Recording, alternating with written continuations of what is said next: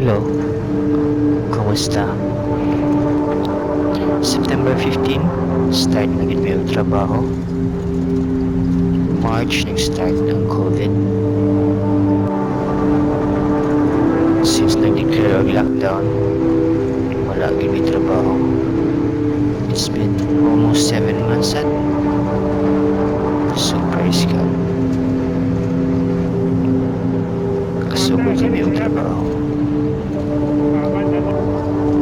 7 months of struggle. Of course, no work, no pay.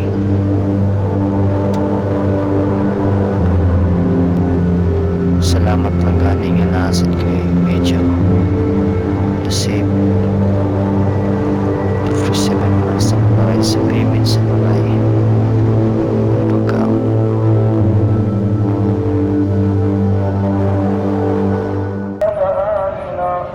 Hey, what is up?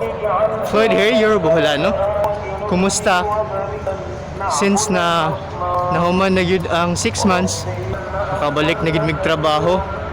So nata karon sa gawas para mag-exercise. Kay day off na ko. Good news kayo, nag-start na yun yung trabaho. Last week, nag-process na ko sa renewal. Thanks God kayo. Naka-duty na yun balik. Thank you kayo nga nagbalik na mi og trabaho. Last week nag-start na ko og duty para sa preparation para sa opening. So at the same time nag-take na sad mi og medical para sa renewal sa visa. 5 mi kabuk ang nag-process dito sa may Alcos.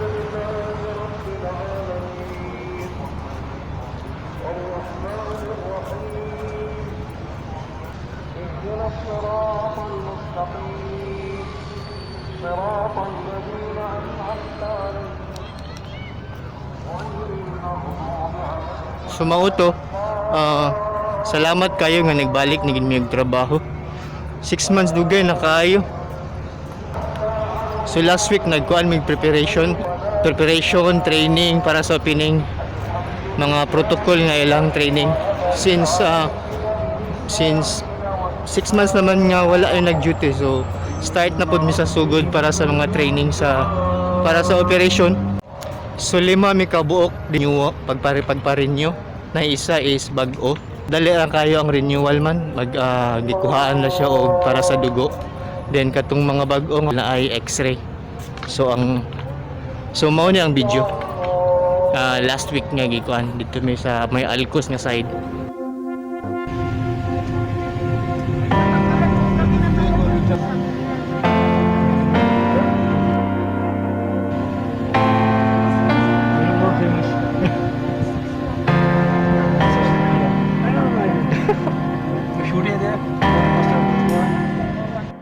Sa Alcos size para sa among medical.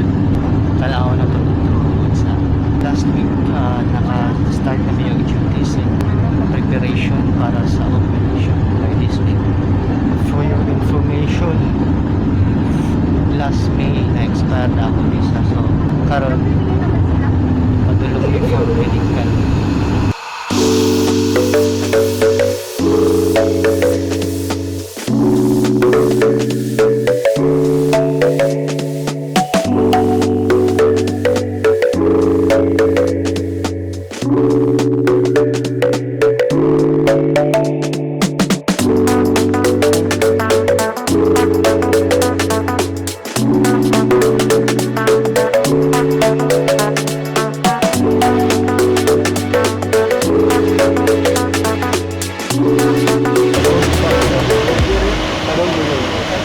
So mana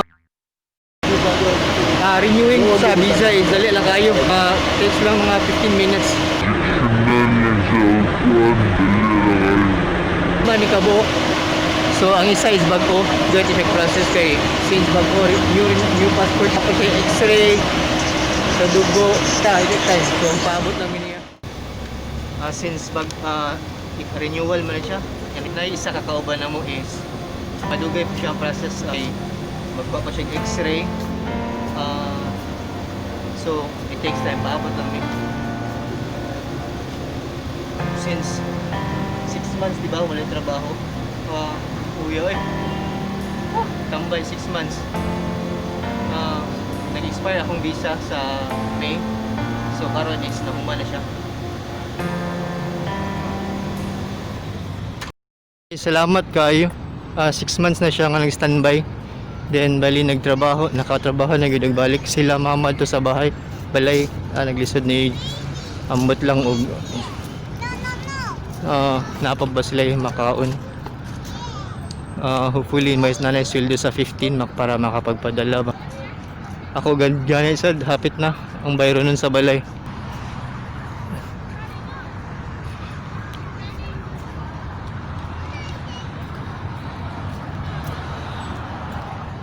Ambot lang makita pa ninyo ang video ni ngit-ngit naman siya. Ang lighting is to ara dito nga side. So medyo blurred na siya.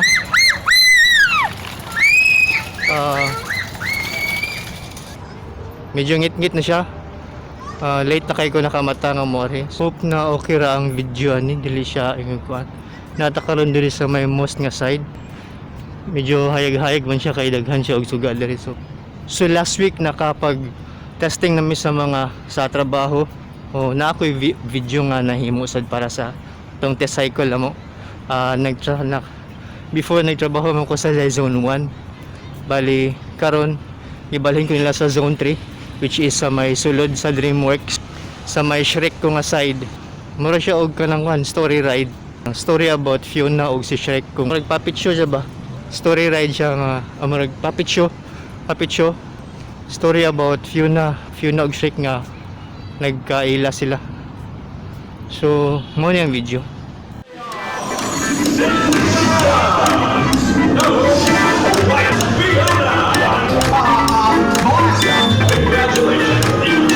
Princess Fiona.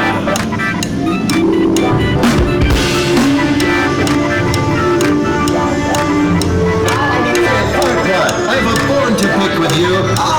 Ogre. Just the one. Hey, what's up, buddy? Basta, hopefully, after 6 months, nakabalik niyo yung trabaho. Salamat kayo. Are you? Awaiting an